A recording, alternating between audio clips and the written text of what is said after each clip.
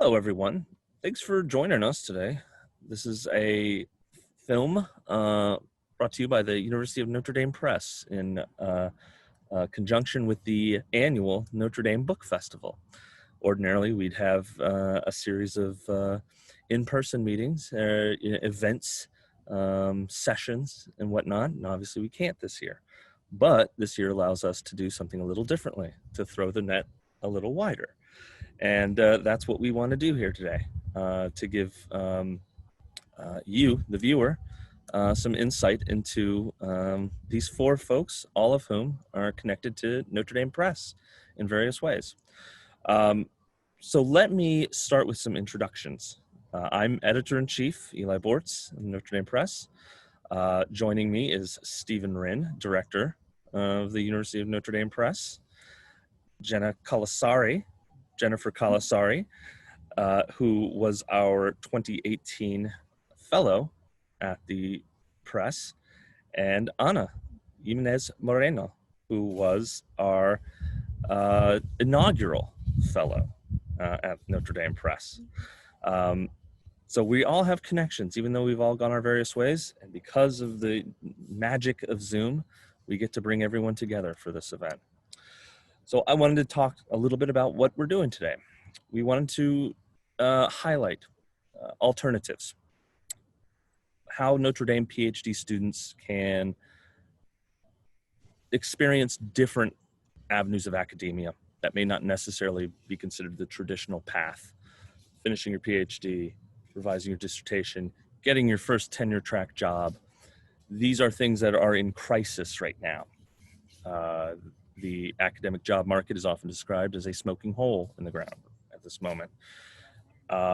It's not easy out there, shall we say, for newly minted PhDs. What we have at Notre Dame Press is what is called a 5+1 postdoctoral fellowship program.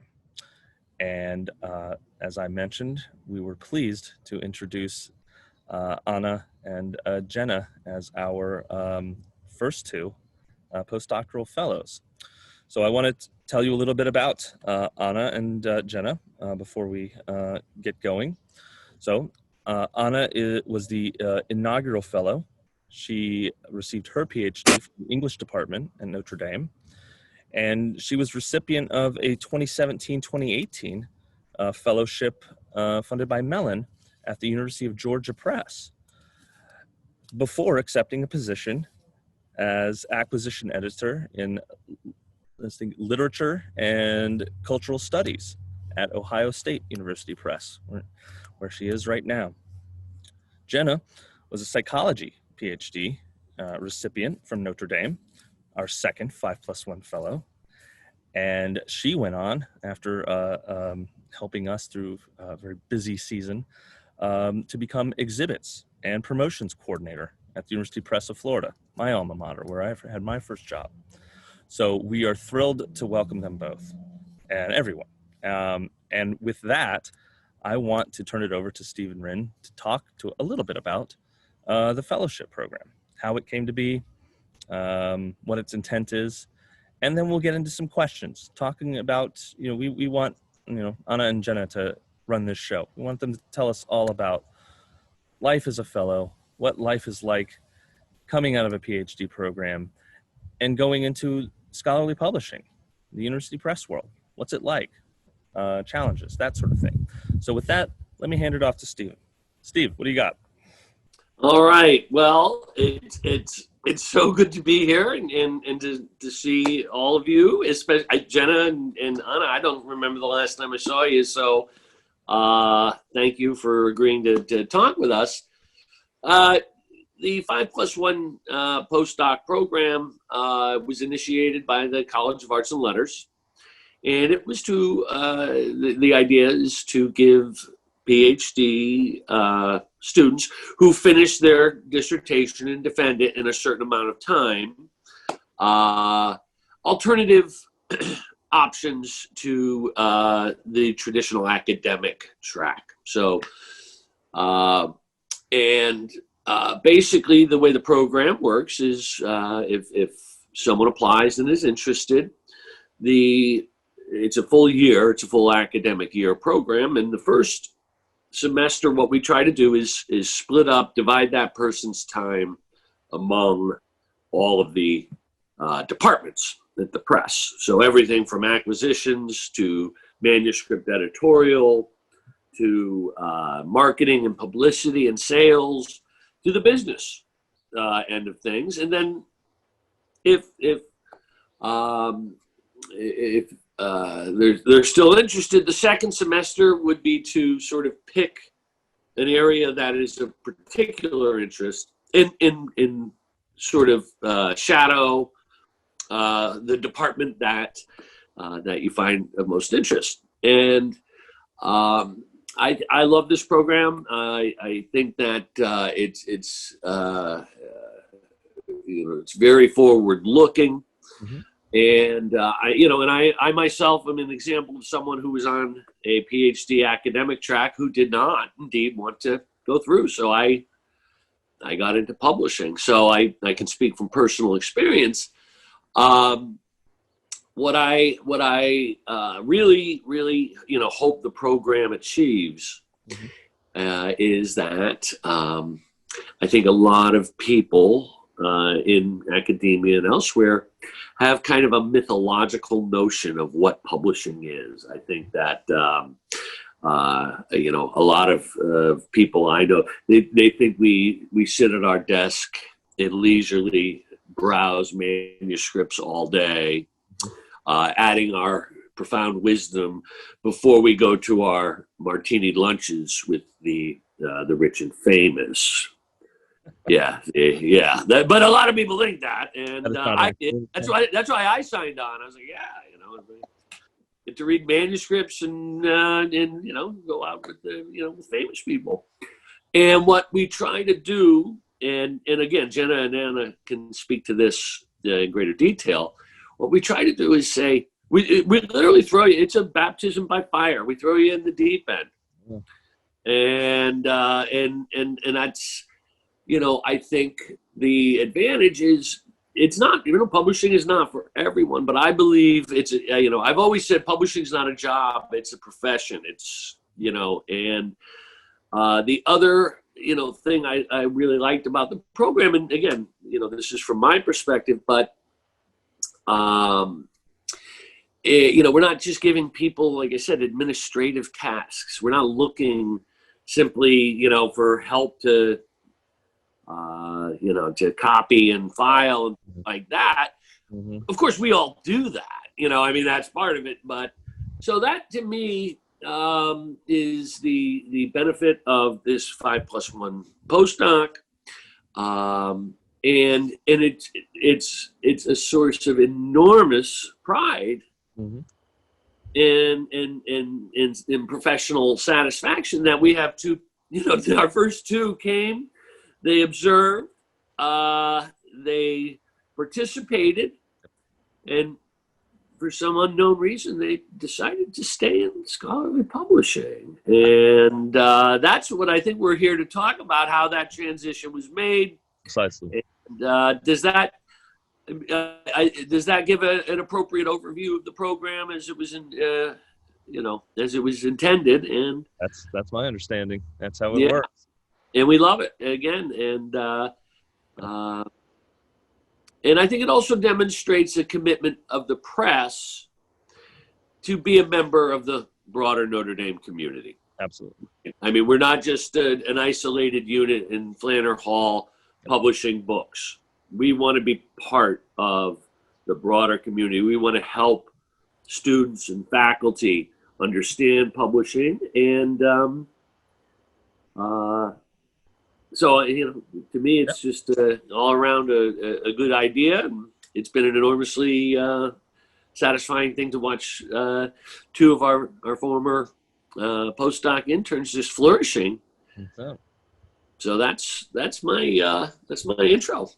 Absolutely. No, I think that's exactly right. And it's a kind of a perfect segue into some kind of questions about what it was like being in this fellowship, we're on the other end of it, so we obviously don't know what it's like to participate in it. but I wanted to sort of get back to go to the basics. You're in your PhD programs. Uh, Suddenly you hear about this fellowship program. Did what was your understanding of what a university press was? What they did. What interested you? In the university press world. If you depending on your sort of conception of what presses are and what they do. I want to sort of get a sense of what you were, what you thought you were coming into face. What you thought it was. Anna, why don't you start? Tell us a little bit about sort of what led you to it. What did a university press mean to you before you got to work in a university press?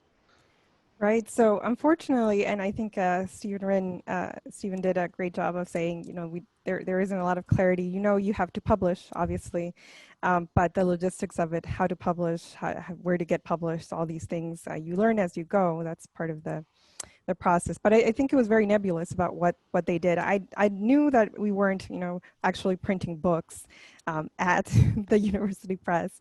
But other than that, I think it was very nebulous. And I think too late in my grad school career, I realized that teaching was not my vocation. I loved the research. I loved writing. I think unlike most of my cohort in that same program, it wasn't my vocation. And they told us about that they were really focusing, the graduate school was really focusing on time to degree as well. And so that this 5+1 program would be offered. And so I was trying to think how else could I reorient my passion, my interest in research. So just very serendipitously, Steve Wrinn gave a talk about publishing, and I think most of us went there thinking to get published, perhaps. At least that was kind of where my mind was at the moment. But it turned out to be careers in publishing, and it was very down to earth, very, there's no shame in wanting a job. There's no shame in needing to survive. And it wouldn't be wonderful if perhaps your intellectual interests could be married to that job that you had. And so he was very, quote unquote, real about it. Even as a director, I put books in my luggage and I, set things up in the booth. And so, again, very down to earth experience. And I thought, there's going to be a mass of grad students, around Flannery Hall, around the office, just going there. And I think I was the only one there that day or something. And it's like, yeah, you've got the job, you qualify for it. So. It was a relief. It really worked out. I know it's everything, but it really worked out almost miraculously how everything just really came together for me. I think at the moment I was panicked, but now a few years afterwards, I can see how everything really lined up very well.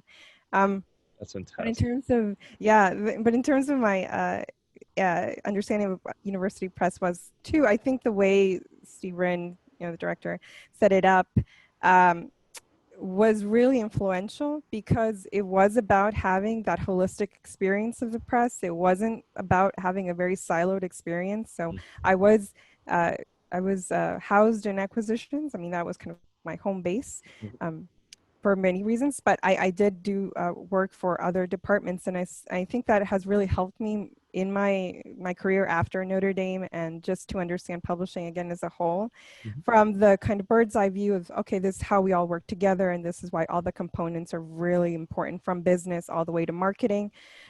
But also having, again, the hands-on experience, because sometimes in your own department, you're like, why is marketing asking for this? What could they possibly be using this for? And Jenna is here, and so she can certainly elaborate more on that. But sometimes as acquisitions assistants, you're like, why is this useful? And then, you work for marketing. It's like, oh, now I get why. And so I think sometimes having that understanding, that hands-on understanding, isn't just like a theoretical, oh, we need to cooperate, but really, okay, I need to get this, make sure I have this fully filled, or talk with the author or the or the volume editor to really have this information in hand, because this is how marketing is going to use it, 6 months down the line, or however many months down the line, or ADP is going to need this. And it's an essential part of the process. It's maybe you don't see it from your particular department, but you know why it's important later on. And so that structure really helped me go to my next position as a Mellon Fellow at Georgia and say, they had ideas about what they wanted to do, but I think I was also able to make it even more rich, because I said, okay, this is how it's going to be. And I definitely want to have experience here. And I want to sit in on EDP meetings, although that was painful sometimes, but, very necessary to, again, to learn, this is how the process is. This is how you make a book. It's not just this part or just that part. But all these are very essential elements of how to create a very scholarly product. So I think just being very respectful of people's time too, to be very cognizant of that, very professionally. But yeah, I think that's how it was. My curve, my growing, how I grew into publishing was really very fundamental. The experience I had with you guys. Yeah, that makes sense. I mean, this should be the trajectory, right? You have a vision of it, and then that vision is just absolutely shattered when you're brought into the press itself. Suddenly, publishing becomes a lot more understandable. You can kind of grasp the vision.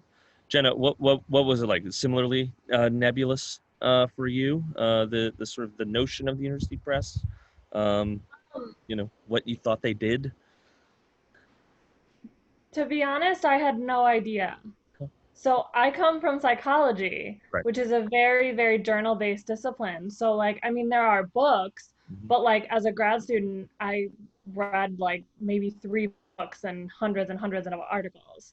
So I really had no concept of the university press world, other than I guess they also made books, like Penguin makes books. I don't know.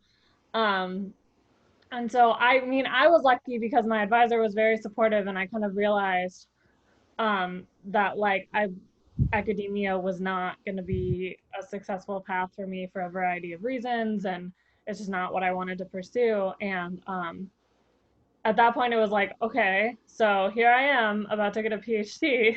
What else can I do?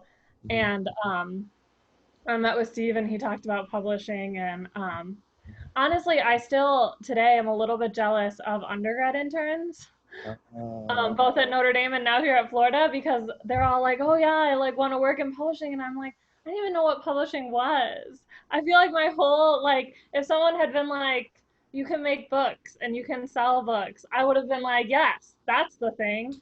But I was gonna say it worked out well coming later in my life. But yeah, I don't really feel like I had a huge sense at all until I talked to Steve. And then my experience was a little bit different as far as being siloed. I don't want to call it siloed, because I did things for everyone else and I went to the meetings, but I did much more work in acquisitions than anything else. Yep. I actually think it's funny that Anna, you did work and you seem to have a broader perspective and you went into acquisitions, and I worked probably 80% of the time in acquisitions, and then I went into marketing.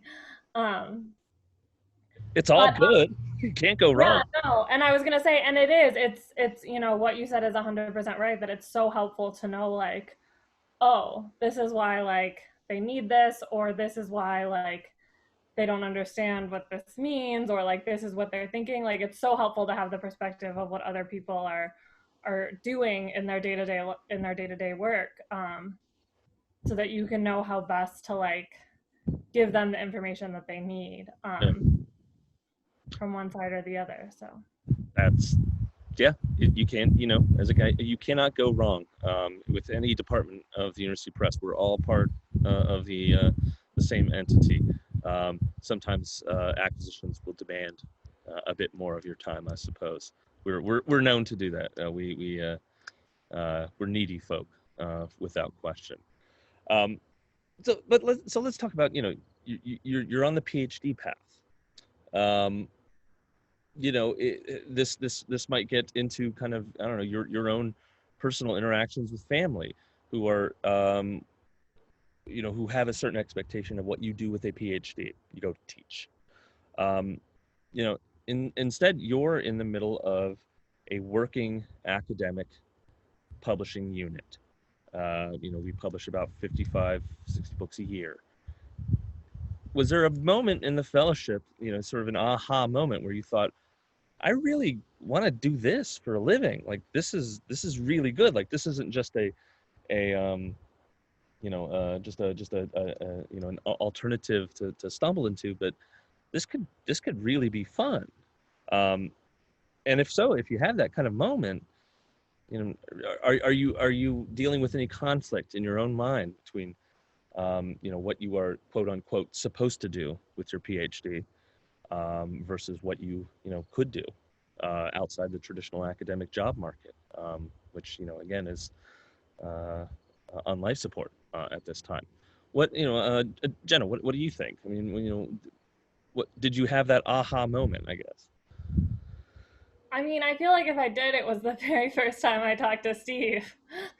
Ah, And I realized that like this was an option. I'm a little bit of a wild card because I didn't go to grad school to become an academic. I went to grad school because I didn't know what I wanted to do. And like, I'm literally like the terrible stereotype of like, yeah, 5 more years of school. Sure, that sounds great. Like then I'll have figured it out by then. Um, so I never really had like I don't know, dreams of being an academic. I don't feel like I had pressure of being an academic, so I don't feel like I had like I said, my advisor was very supportive, so I don't feel like I had a lot of conflict in that sense. mhm.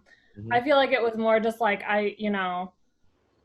when I learned about it, and then especially when I started doing it, I was like, this is so great. Like, I wish that I had learned about this sooner. I wish that I had known that this was an option, kind of like I said earlier. But yeah, I don't really feel like I had too much conflict. Mm. Anna, how about you? Yeah, similar to Jenna, I don't think there was a aha moment other than, oh my gosh, this is Yeah, an option. yeah. There's a career. And again, we should know because I mean, at least in English, you know that people publish and have to publish. So I think one of the really exciting moments where I kind of knew it was acquisitions, though, is when I would talk to you and to Stephen Little, who's another acquisitions editor there, and it's about list building, and it is daunting, and I have ways to go, but I don't automatically think of myself as a gatekeeper, which is usually kind of the rhetoric around acquisitions. We vet projects, we make sure it fits with the mission of the press, mission of where you want those lists to go. But I really wanted to help scholars achieve their professional goals. I think that was what I was burning to keep in touch with, was really with that research, with having those tough, sometimes jargony, sometimes very difficult conversations that sometimes are not satisfying, but nonetheless are important to have those really, again, tough conversations about things, literature or culture or politics or what have you. I don't think I received resistance from department or from family. I do know that there wasn't expectations, just generally kind of in the ether of, you have your PhD, you go to your R1, you teach, you do research. Mm. And I just felt that it was, there a lot of the focus was the expectations, but again, the execution of it, or just they just didn't know what else to help you with, even should I have sought help from my dissertation chair. They just didn't know. Like, I can tell you about my particular experience in academia, but I don't really know what else is out there. So as a resource, I felt that was maybe not as clear. But yeah, I don't think I burned any bridges or anything. They're very happy to see us, gainfully employed and something we really enjoyed. And sometimes that's so I haven't experienced it a lot, but that dynamic between suddenly, you're their grad student, and then, but I have heard, and then suddenly you're somebody who can potentially publish their work. That's just kind of fun too. Yeah. But the one thing, I have been on certain search committees, and so even if you're a very honest person, I think as a person, or there's different industries have different thresholds. If you you're applying to a publishing job and you say, I'm also interested in staying in academia, or I'm also thinking of I've also applied to such and such press, I would highly urge you not to do so, because just pretend, even if you aren't personally or spiritually or emotionally 100% committed, just pretend 100% that yes, this is plan A. Because if you're not serious about this profession, we certainly don't have to be serious about your application materials.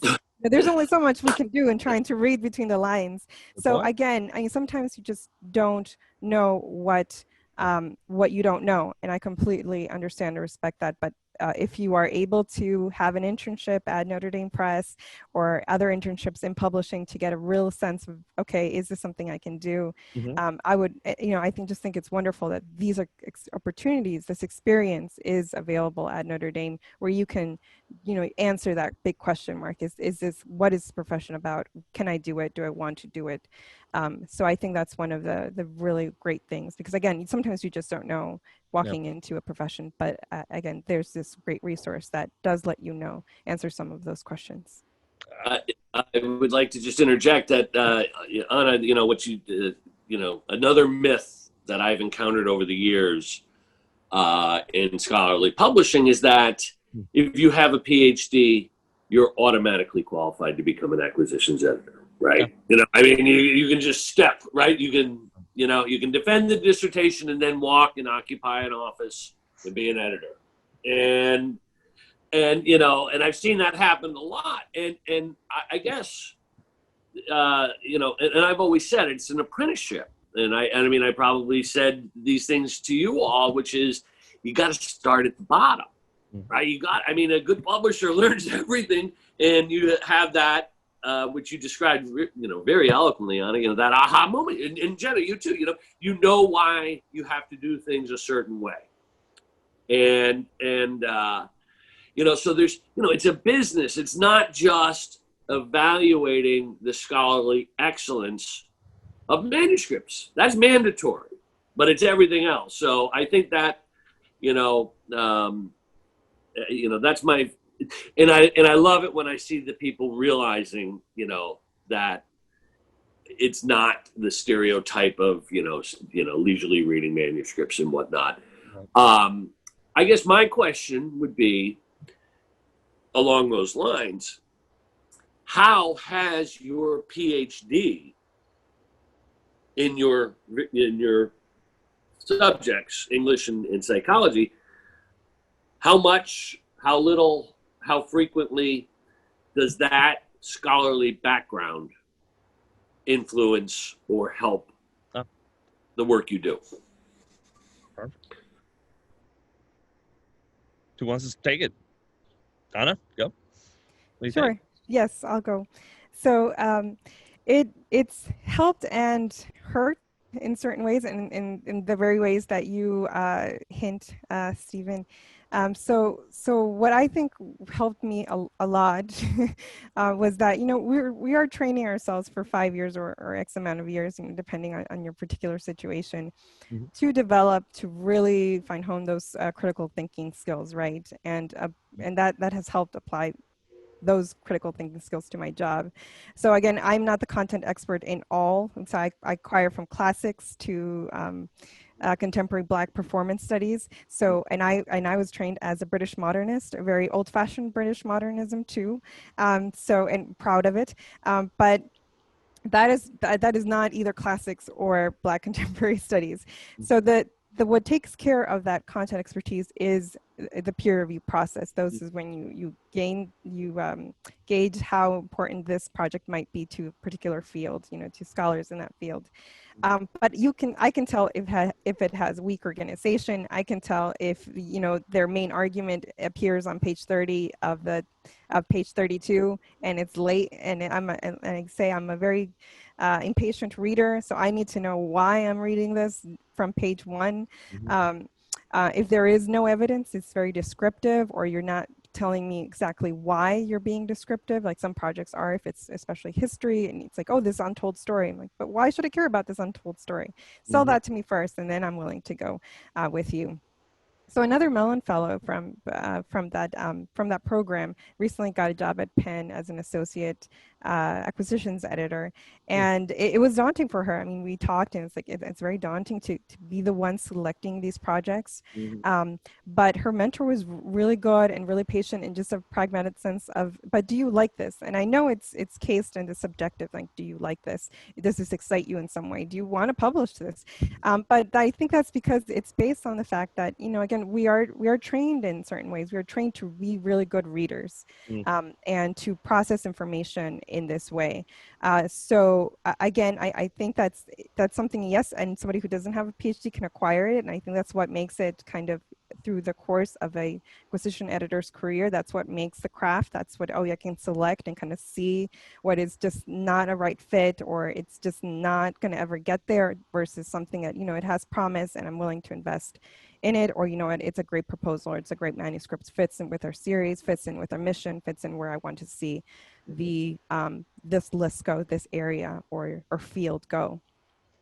And no, in terms of PhD, was not a hindrance, but was something that was not as positive as one might have hoped, was because, you know, we are nerds. If we are coming from a PhD program or a master's program or any graduate program, we have very passionate interests about very quote unquote narrow subjects. You know, to us, they're our whole world, but, you know, to a broader academic field and to a broader publishing industry, there are fairly narrow subjects. And so I think this goes with a huge question right now, industry-wide questions about the give and take between, you know, our mission as part of a university, part to advance scholarship knowledge in different ways. So not all of us just publish scholarly books, academic books. We also sometimes do regional trade and national trade. So for the average person, average citizen. And then the counter to that is we are treated as a business, so that part, I think, making sure that I communicated that I'm as passionate about literature as I may be, that I'm not going to burden a press with a book that only 10 people are going to buy. To being very sure that I knew and had a very clear understanding of what are the sales expectations. So we have such a thing like profit and loss statements, whether it's Excel file or what have you. It basically calculates how much investment the press has to make versus the revenue versus the costs of a particular book. And so you get to know, well, it's going to sell 600 units or 600 copies or 150 copies or some things like that. So again, having realistic expectations about, what book can sell. Again, it's really balancing, doing a balancing act between those two, sometimes competing, but sometimes not, pieces of the identity of a press. And so I think that's when a PhD is like, yeah, it's good. You're very smart. You obviously know this area. You can speak to authors, potential authors, in a way that maybe other people can't because you came from the same background and have that, again, passion. But you still have to make wise and constructive and fiscally savvy decisions about what you publish. So, and those are the ways in which it helped. And again, not hindered, but again, I had to sell a different part of an identity that I might not have had before or training in while I was doing my PhD work. Hear, hear. I mean, that's that is fundamental to the life of a press. You're absolutely right, Anna. Jenna, I think one of the things that impressed me, and maybe I don't know if this comes from your psychology background, your PhD background, or just life in general, but you had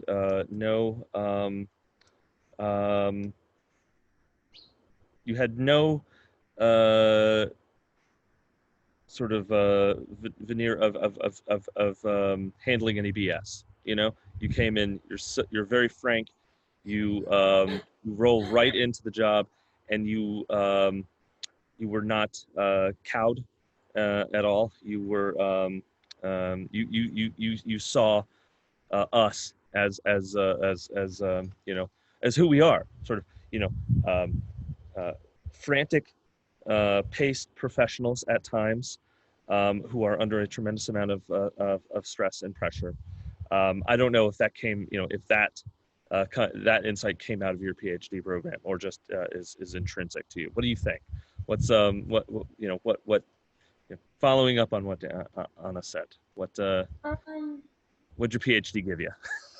I don't, I don't know. I mean, so what I was thinking about while Anna was talking, and this kind of relates, is that I think that one of the biggest ways that the PhD helped me was that I had been in that community of scholars. Mm. I had been living that day-to-day life. I had been in meetings with academics. I had been at conferences with academics, listening to talks, giving talks, at poster sessions, like living the day-to-day life as an academic. And I think that is like a huge window into where the authors are coming from Mm. when they're academics. Because I feel like it's like when I was in grad school and I tried to describe what I did to people who like had no idea about grad school, it was just like, I guess I just read and write. Like, I don't, like, I think it's a very, similar to publishing. I think it's almost like a mythological, like, Yeah. thing that like if you're not really in that field you don't really understand what goes on. And so I think that like I said, the biggest help for me, both when I was working in acquisitions at Notre Dame and now I obviously do a lot with exhibits, and I think it's a huge help that like I've been to exhibits, I know what people are doing at exhibits, I know like what people are looking for and what's going to be interesting, and that kind of thing. So I don't know, I mean, I couldn't tell you if it's intrinsic or if it came out of grad school, but I mean, I definitely feel like I learned in grad school to kind of deal with a lot of different people in different ways, and deal with academics specifically, which I think has been a huge help, both when I was working in acquisitions and now in marketing and talking to authors and things. Like for the most part, I can understand where they're coming from and what their day-to-day situations are like. Well, and I mean that kind of segues perfectly, right? Because I wanted to talk for the last portion of the discussion about what you're doing right now. I mean, Jenna, you are a coordinator. That's literally in your title at the University Press of Florida. That's got to be kind of the perfect fit for you. As you say, you're dealing with a variety of different people, especially in your kind of work. Tell us about what it is. Tell us about what your daily life is. What does the University Press of Florida have you doing day to day? So this is a weird question because the answer is going to be slightly different now than it may have been before the pandemic hit. Oh.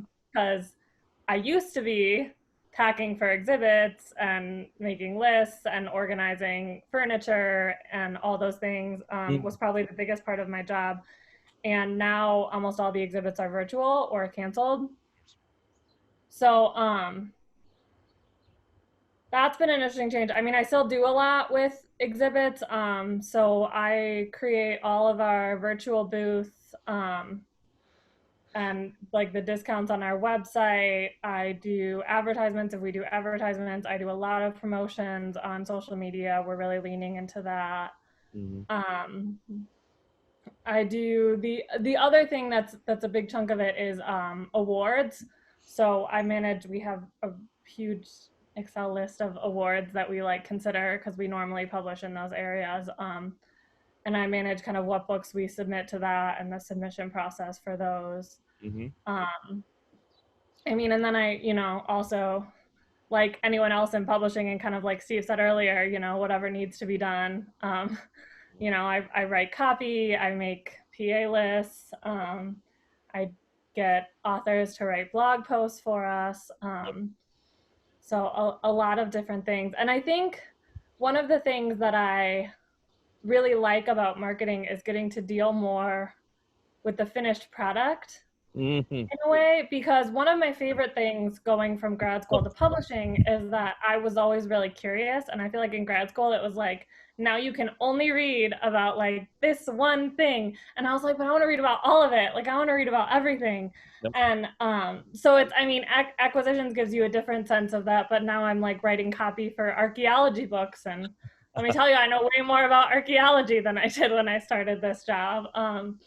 But I mean, that's kind of what I like, is like the learning on the job and the getting to deal with things and stuff. So yeah, I mean, Florida's been great. It's been a weird transition to doing Yeah. almost everything virtually, but for the most part, I think we've managed to lean into some good things. And I hadn't even thought of the kind of tech catch up you might have to do, right? As your job shifts fundamentally from, yeah, things like logistics, like shipping things, to all of a sudden having to coordinate online events and stuff like that. Um, wow, that must have been, I hadn't even thought of that. That must have been like a whipsaw moment, like just a whiplash moment. What like, how's that going? Like, are you having to like do crash courses on the various communication texts that you may not have caught in your PhD programs? I mean, a little bit. Yeah. I feel like it was a very, very fast switch in March because it was the middle of spring, Mm. and all of a sudden there were no more exhibits in spring, and like, Right. what were we going to do? And so that was a very quick, like, okay, what if we just put all of our booths up, and what if we did this, and what if we, with like kind of no, this season has been a little bit less frantic because we, at least theoretically, had more time to like, okay, Mhm. what did we do that worked, what did we do that didn't work, what can we do? And so now we're trying to do more. So yeah, we've done some, I did an acquisitions office hour with one of our acquisitions editor in association with modernist studies, in conjunction with the Modernist Studies Association Yep. conference, which is sort of having digitally. And we had done one earlier in the year with African American studies. So yeah, just trying to find more ways that we can create content and get it out to the people that are going to be interested in that content. It definitely has been like all right, now I know how to do YouTube Live, and now I know how to do, Photoshop and all kinds of things that I for sure didn't learn in my PhD. But I definitely learned how to learn in grad school. And I think that's been a huge help of like, how to grasp things quickly, how to get the basics, how to like get it up and going quickly if that's what you need to do. And There you go. so That's it. it's been fun. And now, so Anna, obviously your daily work, I suspect, looks very much like mine, like Steve's. You are one of the key acquisitions editors at Ohio State University Press. Tell me what you're doing. What's your daily work life like? Sure. What Sure. are you working in? What interests you?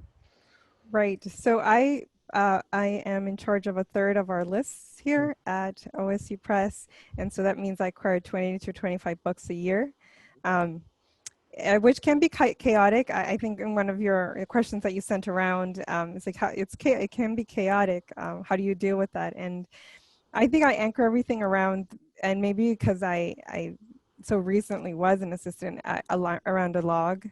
So basically that organizes the peer review process. And so knowing when those things are due, but also having other logs that, again, really compartmentalize the other parts of the process, because we don't just, let's say, yes, this is wonderful, and I put it into peer review. Obviously, there's that vetting process. But if it's going to have a contract, there's a distinct kind of sheet for that. If it's going to go to the board for final approval of the project, it has kind of a place where that information is organized. If it needs to go to transmittal, so if it goes from the acquisitions department, to editorial design and production, getting things, there's a billion things that you need to finally get together and to make sure that is successfully communicated between the departments. So I try to anchor my day around, checking when those things are due. Also following up with people. That's sometimes half the battle is, making sure that you stay on their radar, because people, even pre-COVID, get busy and have life, have personal commitments, professional commitments. And as excited as they are working with you in a potential future, there are other people also kind of wanting to work with them, or again, that that other parts of their life gets in the way. And so it doesn't get in the way, but it's part of their life, right? They live that. And so checking in with people. So if I met with people in MLA, which I actually got to do in person, it seems like a billion years ago now. But checking in with some people periodically, depending on when they said they could get materials to me. It's like, I completely understand you have the situation that you're in. And so I think that's how I try to really organize my day around the parts of the process that I do. Also, of course, even though I keep saying we're not subject experts, we're not content experts, we do want to know what's happening in the field. So definitely research is essential.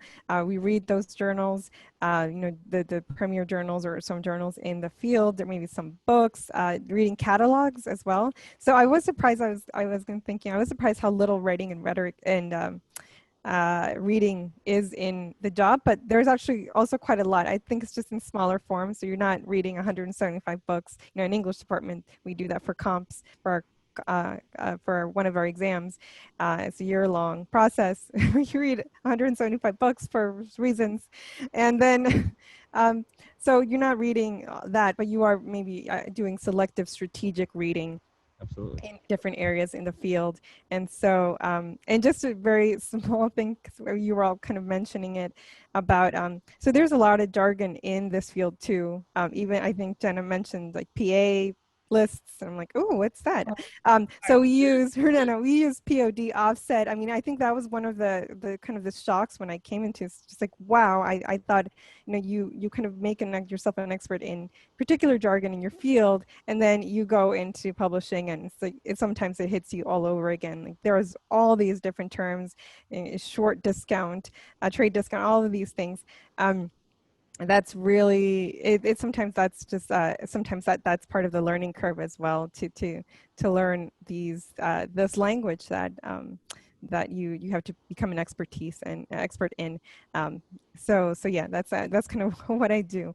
Check a lot of logs, do some research, but spread out in very different ways. No, I think Jenna said, I mean, she anticipated kind of my sort of wrap up question was, if the PhD gives you an edge in this game. And what she said was, you learn how to learn.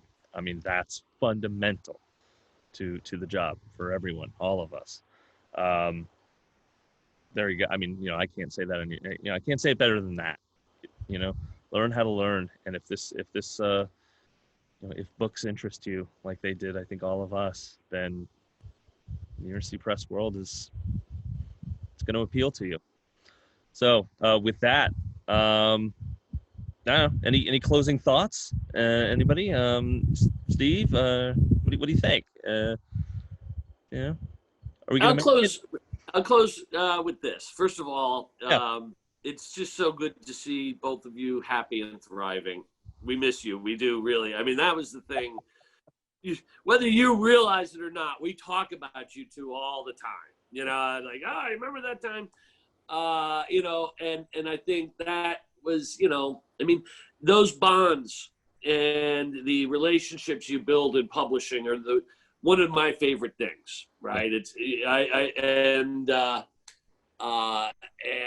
it's a very small world. It's a very supportive world, in terms of our colleagues at AUP and things like that. But no, it